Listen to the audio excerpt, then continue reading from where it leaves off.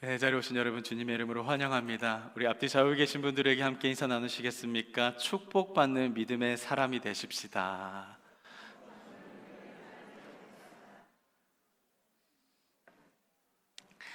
자, 우리 사람들은요, 다 복을 좋아합니다. 그래서 옛날에는 그 이름에 이렇게 복자를 넣어서 이름들을 참 많이들 지으셨습니다. 자녀들이 복 받으라고 복동이, 복순이 같은 이름들을 참 많이 지으셨죠.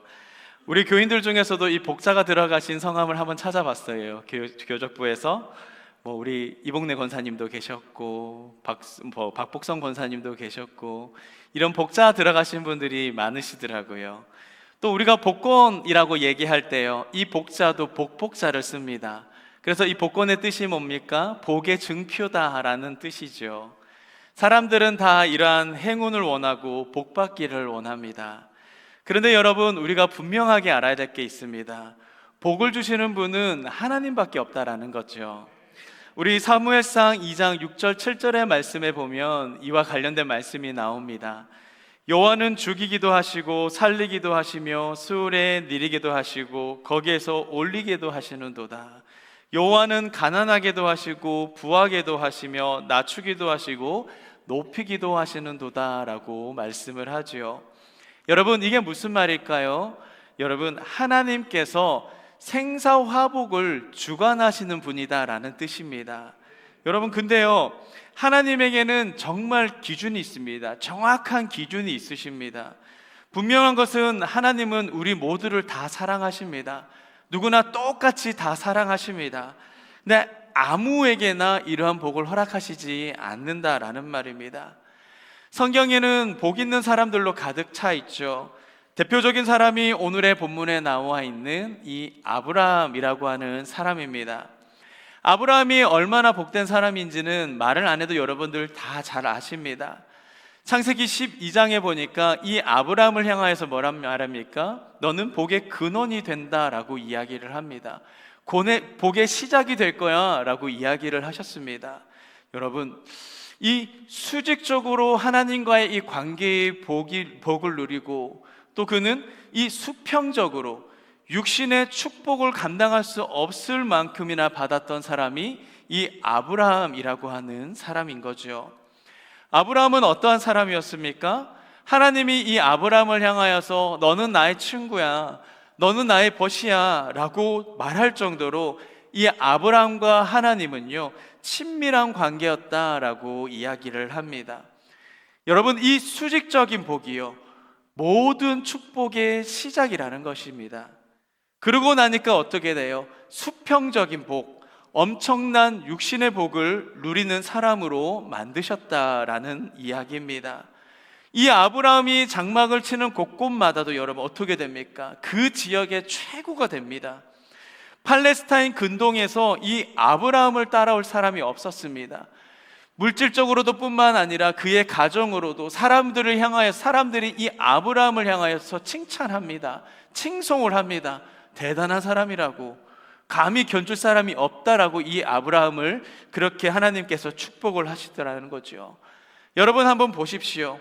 이 수직적인 복이 없다면은요, 수평적인 복도 없는 겁니다. 그리스도인들은 무엇을 구해야 되느냐? 여러분, 이 십자가의 축복을 구해야 된다라는 겁니다. 오늘 히브리서 11장의 말씀을 통하여서 이 아브라함의 이야기가 축복받는 믿음이 어떠한 믿음인지를 한번 우리에게 가르쳐주고 있습니다. 여러분 속에 그러한 소망이 있었으면 좋겠어요. 하나님, 내가 한평생을 하나님께 믿고 따라가는데 정말 아브라함처럼 축복받는 믿음의 사람들이 되길 원합니다. 여러분, 이게 바로 우리 속에서 일어나야 될 이 영적인 소망이 되기를 예수님의 이름으로 축복합니다. 가장 먼저는요, 여러분 따라 한번 하시겠습니까? 다 믿는 믿음. 여러분, 다른 게 아닙니다. 결국에는 어떠한 문제냐? 이 믿음의 문제라는 겁니다. 축복된 삶도 승리하는 인생도요, 결국은 이 모든 것들이 믿음으로 결과가 나버리는 겁니다. 오늘의 본문을 한번 보시죠. 우리가 읽진 않았지만 8절부터 19절까지 한번 다 읽어보면은 여러분, 믿음으로 바랬습니다. 믿음으로 또 믿음으로, 믿음을 따라 믿음으로. 여러분, 이 아브라함이 믿음의 사람이었다라는 것을 성경에서는 6번, 7번 계속 걸쳐서 반복하고 강조하고 있습니다. 하나님이 이 믿는 사람에게 하늘에 신령한 그 복들을 주셨고요, 이 땅에 기름진 축복을 허락을 하신 겁니다. 16절에도 보니까 아브라함이 하나님의 믿음을 뭐라고요? 하나님이 아브라함의 믿음을 너무나도 자랑스럽게 여기셨고 너무나도 귀하게 여기셨다라고 말씀하고 있습니다. 아니, 그러면 구체적으로 어떻게 귀하게 여기셨는지, 어떻게 하나님께서 이 아브라함을 자랑스러워 하셨는지, 한번 아브라함의 믿음은 어떠한 믿음이겠습니까? 먼저는요, 그는 첫 번째로는 떠나는 믿음이 있었습니다. 떠나는 믿음. 8절을 보니까 아브라함이 믿음을 가졌을 때가 그의 나이가 75세였습니다. 참 귀한 것은 그가, 여러분, 믿음을 가졌을 때에 자신의 옛 생활을 과감하게 버렸던 겁니다. 8절을 말씀 한번 보시죠. 우리 한번 다 같이 읽겠습니다. 8절입니다. 장래 8절입니다. 제가 읽어드립니다. 장래의 유업으로 받을 땅에 나아갈새 갈 바를 알지 못하고 나아갔다라고 말씀하거든요. 그와 비슷한 말씀이요, 창세기 12장 1절에도 나옵니다. 12장 1절의 말씀에 이렇게 표현합니다. 여호와께서 아브라함에게 이르시되, 한번 다 같이 한번 읽을까요? 너는, 시작, 너는 너의 고향과 친척과 아버지의 집을 떠나 내가 내게 보여줄 땅으로 가라. 여러분, 아브라함의 이야기에서 그가 떠났다라고 하는 이 말은요, 너무나도 중요한 말씀입니다. 여기서 떠났다라고 하는 말이 뭡니까?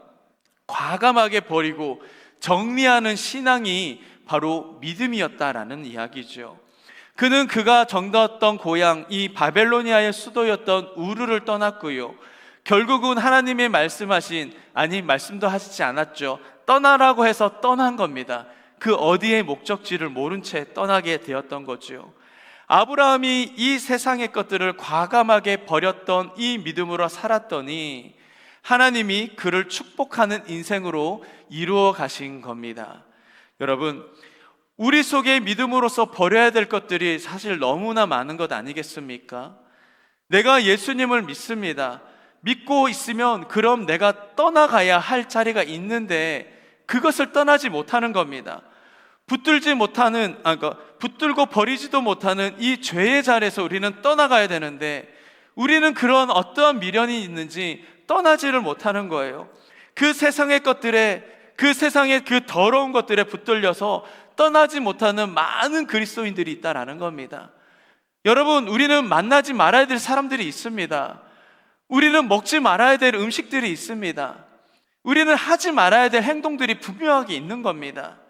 사랑하는 여러분, 축복받는 믿음의 사람들이 되기를 원하신다면 이 아브라함처럼 떠나는 인생, 그 떠나는 믿음을 가질 수 있기를 예수님의 이름으로 축복합니다.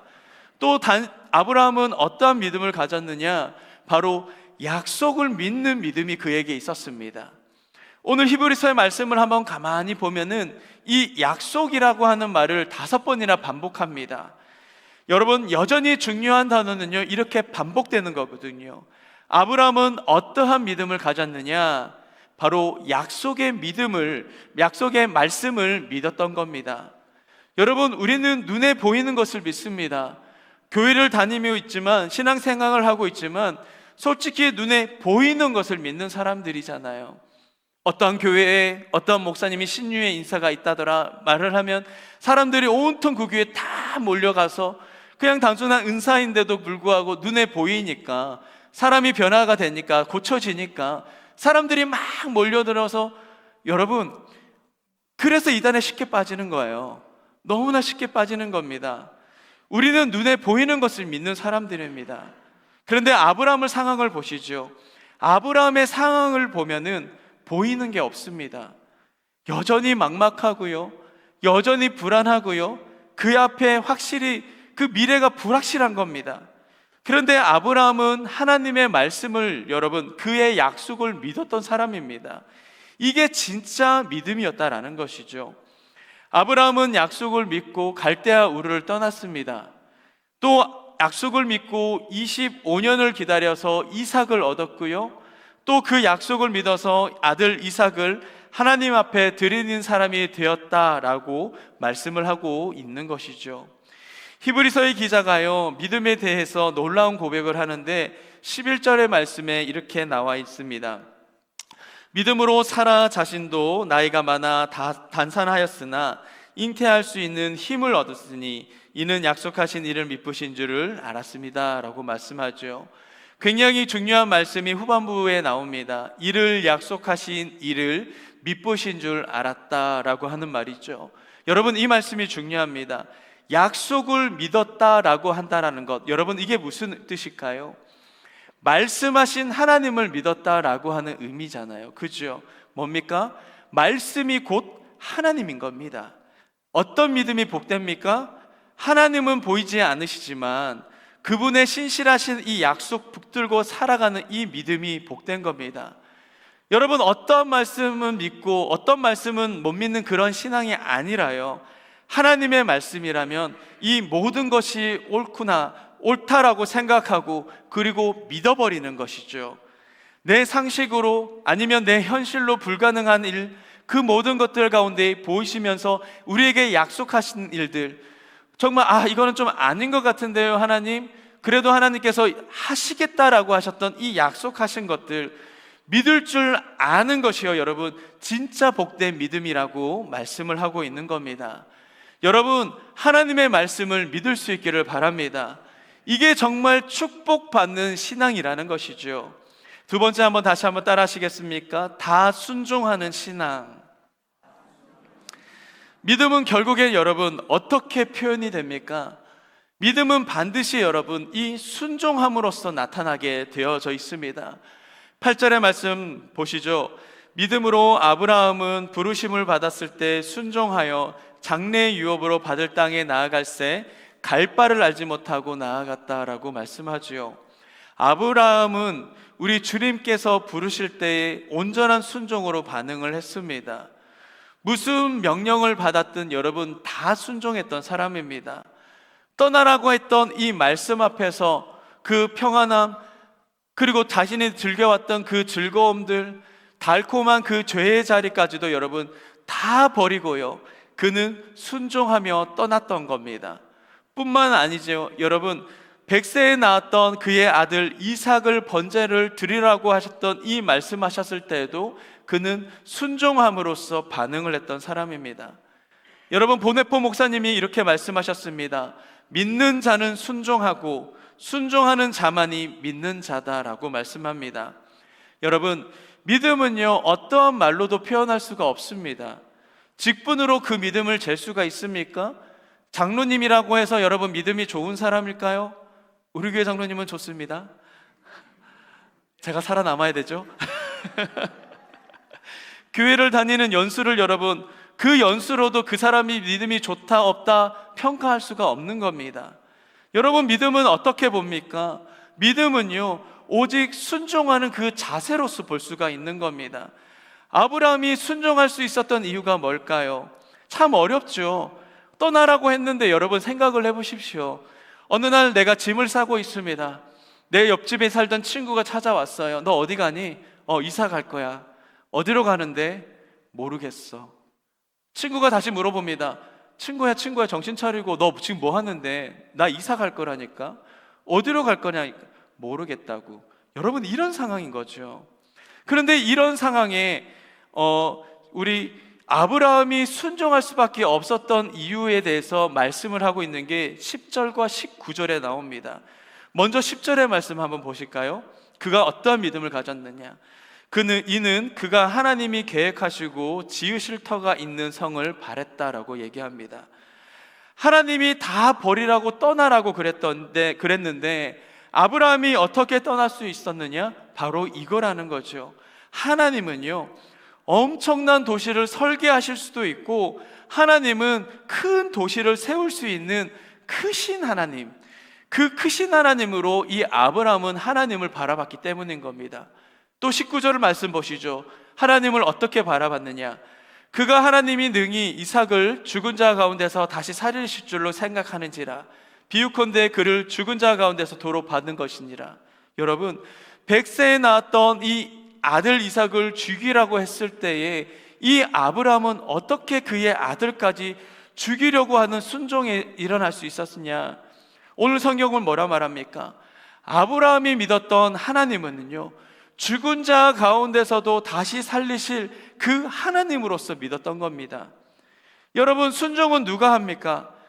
하나님을 크게 보고요, 또 하나님을 크신 분으로서 믿는 사람이 순종할 수가 있는 겁니다. 여러분들은 하나님을 어떤 하나님으로 지금껏 보고 살고 계십니까? 한번 따라 하시겠습니까? 하나님은 상황보다 크시다. 여러분, 하나님은요, 내가 지금 겪고 있는 문제보다 크신 하나님이십니다. 아니면 내가 지금 처해 있는 상황보다도 더 크신 하나님이십니다. 그래서 하나님은요, 내 생활, 내 상황을 넘어서고 내 문제를 다 이기시는 하나님이신 겁니다. 그렇게 믿는 사람들이 순종할 수 있다라고요. 우리가 지금 11월 초 말이 되고 12월이 되면은 교회 안에서도요, 많은 일들을 내년을 준비합니다. 2024년도를 준비합니다. 이제 당회에서도 이제 새로운 일꾼들을 뽑을 거예요. 각 부서마다도 많은 분들을 초청을 할 겁니다. 같이 사역을 하시겠습니까? 함께 도용력 하시겠습니까? 그런데 이때 가장 어려울 때가 이 시간이에요.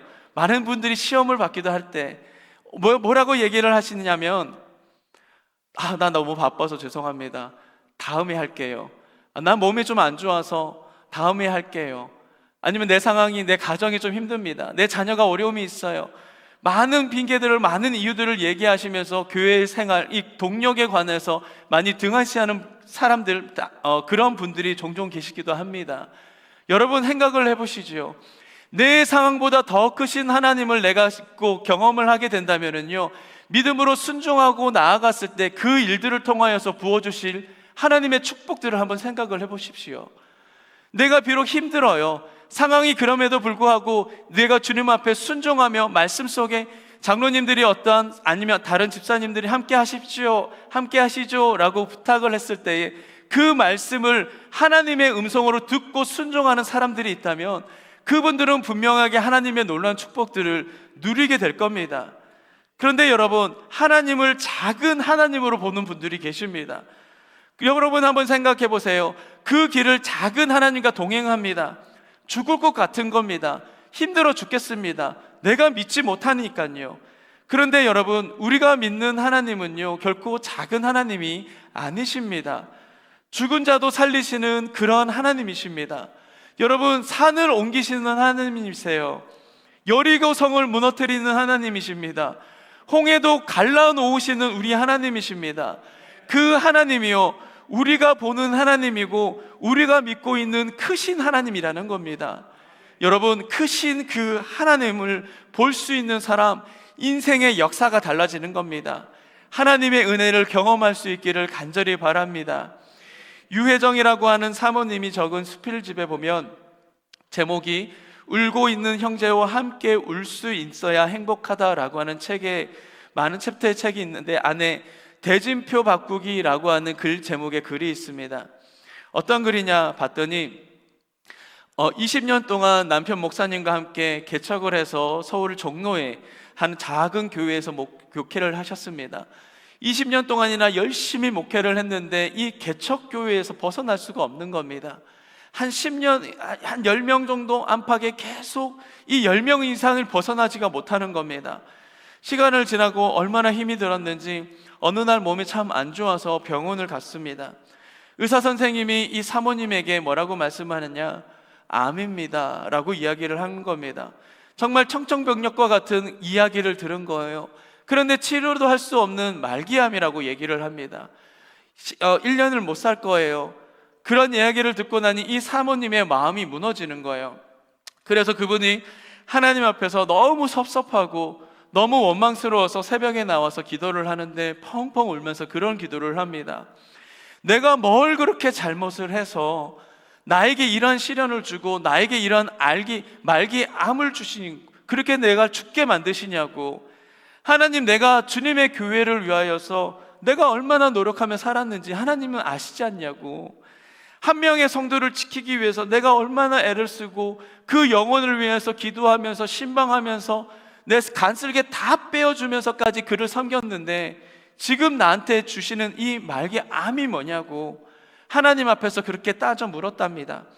한참 그렇게 기도를 했는데 하나님이 그런 음성을 주시더라고요. 혜정아, 혜정아, 골리앗과 하나님이 싸우면 누가 이기겠니? 그 사모님이 이야기합니다. 당연히 골리앗이 이기겠죠. 그렇다면 혜정아, 골리앗과 나와, 그러니까 골리앗과 하나님이 싸우면 누가 이기겠니? 그 사모님이 이야기합니다. 당연히 하나님이 이기시죠. 그러면 대진표를 한번 바꿔볼래? 그러면 말기암 대 유혜정 누가 이기겠니? 당연히 말기암이 이겠죠. 말기암 대 하나님 누가 이길 수 있겠니? 하나님이 당연히 이기십니다. 여러분, 그것을 믿음으로 고백을 하고 이 암을 이기신 크신 하나님을 그가 믿음으로 선포를 하니까요, 놀라운 일들이 일어나게 된 거죠. 그의 사모님이 그의 암을 치료를 하셨습니다. 그 책을 쓸 때 이 말기암에서부터 벗어난 지 5년째 되던 해에 그 책을 쓰셨다라고 얘기하시더라고요. 여러분, 우리 하나님은요, 남보다 더 크신 하나님이십니다. 우리에게 어려움이 닥칠 때마다 우리는 어떻게 합니까? 하나님을 먼저 구하기보다도 이 문제를 해결할 수 있는 사람을 먼저 찾아갑니다. 그만한 영향력을 있는 또 다른 사람을 찾아가거나 아니면 재물이나 물질을 찾아갈 때가 너무나도 많이 있는 거죠. 여러분, 내가 겪고 있는 문제와 상황보다도 크신 분이 바로 저와 여러분들이 믿는 이 하나님이심을 믿을 수 있기를 간절히 바랍니다. 크신 하나님을 우리가 믿게 되면은요, 여러분, 우리는 홍해도 뛰어 들어갈 수 있습니다. 우리는 요단강도 뛰어 들어갈 수 있는 순종하는 사람이 될 수가 있는 것입니다. 크신 하나님을 믿고 철저하게 순종하는 백성들 될 수 있기를 예수님의 이름으로 축복합니다. 여러분, 그러면 반대로요, 우리가 순종하지 못하는 이유가 뭘까요? 내가 순종하지 못하는 이유가 뭘까요? 하나님을 우리가 크게 보는 게 아니라 자기를 더욱더 크게 보는, 여러분, 이 교만 때문에 그렇습니다. 그래서 C.S. 루이스가요, 참 무서운 이야기를 했습니다. 어떤 이야기를 했느냐, 교만한 사람은 밑을 내려다보는데 급급한 나머지, 한번 다 같이 읽겠습니다. 시작. 위에 계신 분을 제대로 보지 못한다라고 이야기를 했습니다. 여러분, 위에 계신 하나님을 보지 못할 정도로 교만한 거죠. 이게 정답입니다. 사무엘상의 15장에 보면은 사울 왕이요, 아말렉과의 그런 전투에서 불순종을 합니다. 그때 하나님이 하셨던 말씀이 뭡니까? 아주 유명한 말씀입니다.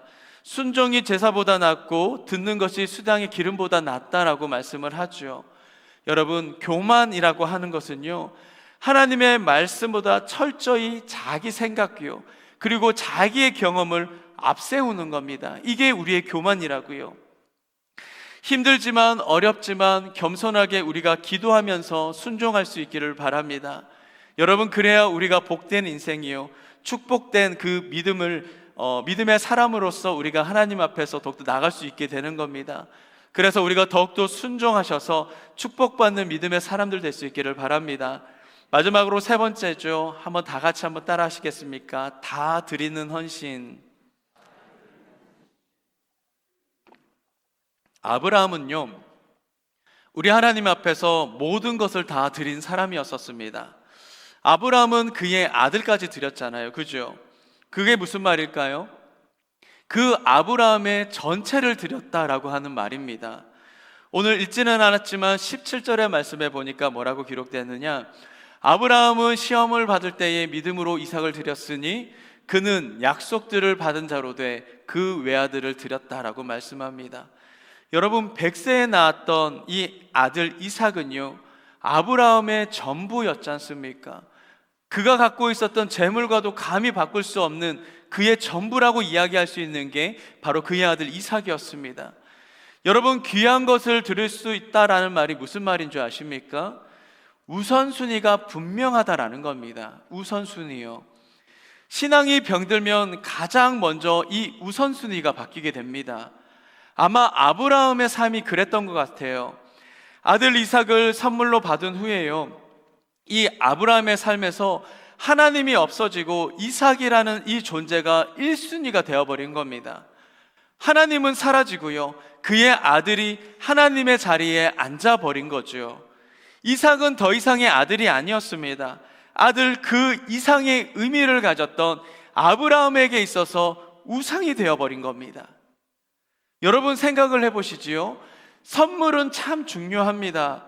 그런데 이 선물보다 더 중요한 것이 있는데요, 바로 이 선물을 주신 바로 그 사람입니다. 이삭이 중요하죠. 근데 그 이삭보다 더 중요한 것은 이삭을 주신 바로 하나님이십니다. 이거를 여러분 인정할 수가 있어야 된다라는 겁니다. 여러분, 우리가 가진 돈이 참 중요합니다. 그런데 여러분, 돈을 주신 하나님이 더 중요하시다니까요. 내가 받은 것은 모든 것이 다 누가 주신 겁니까? 바로 우리 하나님이 주신 것 아닙니까? 자, 여기서 여러분들이 내가 열심히 해서 이 돈을 벌었습니다라고 자신 있게 손 들고 얘기하실 분 계십니까? 아무도 없을 겁니다. 여러분, 신앙이 병들면 여러분 이 우선순위가 바뀌게 되는 겁니다. 하나님은 어느 순간 없어집니다. 주신 분은 사라지고 내가 받은 선물이 나의 보물이 되어버리는 겁니다. 주신 분보다도 더 귀하게 여기는 것들, 하나님의 자리를 침범해 버리는 거죠. 예수님도 똑같은 말씀을 하셨습니다. 마태복음 10장 36절에서 38절의 말씀입니다. 제가 읽어드릴게요. 사람의 원수가 자기 집안 식구리라. 아버지나 어머니를 나보다 더 사랑하는 자는 내게 합당하지 아니하고, 아들이나 딸을 나보다 더 사랑하는 자도 내게 합당하지 아니하며, 또 자기 십자가를 지고 나를 따르지 않는 자도 내게 합당하지 아니한다라고 말씀합니다. 여러분, 더 사랑하는 자라고 표현을 하죠.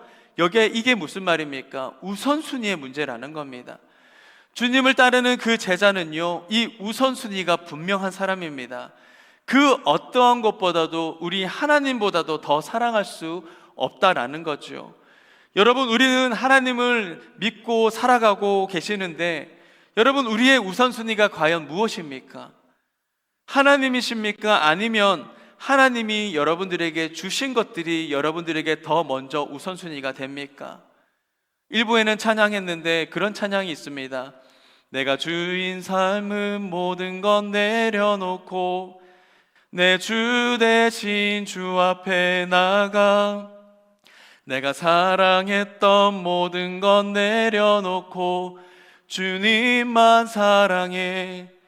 여러분, 우리의 우선순위만 회복되어도 우리의 신앙은요, 모든 것이 다 새로워지는 겁니다. 아브라함이 하나님께 이 이삭을 드렸다라는 것은요, 삶의 우선순위가 회복되는 순간이었습니다. 하나님이 이 아브라함의 삶에 다시 1순위가 되신 순간이거든요. 이 우선순위의 변화가요, 모든 것을 지키는 기름을 여러분 꼭 기억할 수 있기를 바랍니다. 여러분, 그렇지 않습니까? 아브라함이 이삭도 지켰고요, 주인 되신 그 하나님도 붙드는 길이었습니다. 그런데 만약에 여러분 한번 생각을 해보시지요. 아브라함이 이삭을 선택을 했다면 과연 어떻게 되었을까? 참 생각도 하기 싫은 장면이죠. 아마도 이 아브라함은 이삭도 잃게 되었을 거고, 분명한 건 하나님도 놓치게 됐을 겁니다. 하나님을 원망하며 살아갔겠죠. 우선순위를 분명히 하는 것은 여러분 바로 이렇게 축복받는 비결이 되는 겁니다. 이삭도 지킬 수 있고 하나님도 붙드는 축복받는 믿음이 되시는 그림을 여러분 꼭 기억할 수 있길 바랍니다. 아브라함의 우선순위가 변화되는 그 순간에 놀랍게도 하나님께서는 무엇을 준비하셨습니까? 그의 축복을 더욱더 준비하셨습니다. 여호와 이레의 축복을 이 아브라함에게 허락을 하신 겁니다. 창세기 22장 14절의 말씀에 보니까 아브라함이 그 땅 이름을 여호와 이레라 하였으므로 오늘날까지 사람들이 이르기를 여호와의 산에서 준비되리라 하더라. 아브라함이 여호와 이레, 준비하신 하나님을 만나게 되는 겁니다. 창세기 22장을 보면은요, 하나님이 이삭을 대신할 희생 제물을 준비를 해주셨습니다. 여러분, 이게 정말로 귀한 겁니다. 요나서 1장에 보면은 그 불순종으로 바닷속에 던져질 이 요나를 향하여서 하나님께서요, 무엇을 준비하셨습니까? 큰 물고기를 예배하셨다라고 말합니다. 요나는 어떤 사람이에요? 그는 도망자였습니다. 불순종자. 요나를, 그런 요나를 위하여서 하나님을 예비하셨던 겁니다. 여러분, 이게 하나님의 은혜라는 것이죠. 열왕기상의 17장에 보더라도 엘리야 시대 때에 3년 6개월 동안이나 비가 오지 않았습니다. 그런데 하나님은 주의 선지자 이 엘리야를 위하여서 까마귀를 통하여서 물과 떡을 공급하신, 그 예비해 주신 우리 하나님이십니다. 여러분 기억하십시오. 오늘날의 성도의 삶에 하나님, 그 하나님이 여호와 이레 예배하신 그 은혜를 우리에게도 허락하신 줄 여러분 믿을 수 있기를 바랍니다. 어떠한 삶의 그 은혜와 그 축복을 받기를, 경험하기를 원하신다면 우리는 어떻게 해야 될까요? 분명한 것은요, 여러분, 우리의 우선순위는 변화되어야 됩니다. 그때 예배하신 그 하나님을 경험할 수가 있는 것입니다. 여러분 생각해 보세요. 다 드리지도 못했는데 내 우선순위가 하나님이 아닌데 하나님이 대체 내게 무엇을 예배하시겠습니까? 우리의 삶이 하나님의 이 여호와 이레 그 준비하심이 없다면은요, 우리는 어쩌면 이 불확실한 내일을 우리는 어떻게 살아갈 수 있겠습니까? 또 우리 교회는 또 이 축복이 필요하지 않습니까? 사역적으로 뿐만 아니라 우리 교회를 운영하는 것 뿐만 아니라 우리 교인들에 관해 그런 관계 속에서도 이 예배하시는 하나님의 그 여호와 이레의 은혜가 나타나야 되는 거잖아요. 그래야 여러분 우리들의 인생이 복된 인생이 되는 겁니다. 그러려면 어떻게 해야 됩니까? 다 드리는 그 헌신이요. 여러분, 제가 여러분들에게 말씀드리는 것은요, 여러분 정말 집 팔고 못 팔아서 드립시다, 그 말씀 드리는 겁니까? 아니라는 거예요. 여러분, 우선순위가 분명해야 된다라는 이야기입니다. 하나님을 먼저라고 말할 수 있는 그 신앙이요, 그것을 우리가 회복하자라는 이야기를 여러분들에게 드리는 겁니다.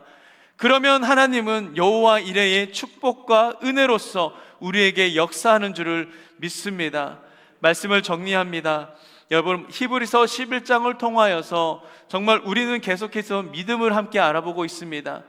지난주에는 누구를 얘기를 했죠? 아벨과 에녹과 노아의 믿음에 대해서 함께 나누었습니다.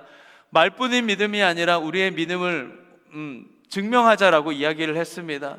오늘 말씀 속에서는 이 아브라함의 믿음을 통하여서 정말 우리가 믿는 사람으로서 축복받는 그 믿음을 우리가 소유해야 되지 않겠느냐라고 여러분들에게 말씀을 드리는 겁니다. 내 평생에 하나님을 믿고 있고 내 평생에 이렇게 교회를 다닌다라고 이야기를 하는데 세상 사람들과 똑같은 수준으로 우리가 살아가면 안 되잖아요. 우리의 마음만큼은 평안해야 되고 또 실질적인 그런 뿐만 아니라 우리의 결핍보다도 그런 더욱더 풍부하게 풍성하게 채우시는 그 하나님을 우리가 경험하면서 살아가야 되지 않겠습니까? 그런 말씀을 드리는 겁니다. 여러분, 아브라함처럼 제가 3가지를 말씀드렸습니다. 다 믿는 믿음, 또 하나는 다 순종하는 신앙, 또 마지막으로 다 드리는 헌신입니다. 다시 한번요. 다 믿는 믿음, 2번째로 다 순종할 수 있는 신앙이요, 그리고 3번째로 다 드릴 수 있는 헌신입니다.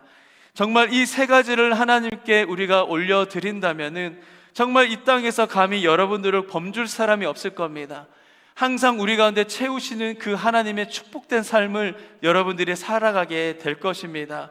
정말 그 모든 축복들을 누리면서 이 세상 가운데 사람들에게 아브라함처럼요, 세상 사람들한테 칭송받고 하나님 앞에 칭찬받을 수 있는 저와 여러분들의 삶 될 수 있기를 예수님의 이름으로 축복합니다. 기도하시겠습니다.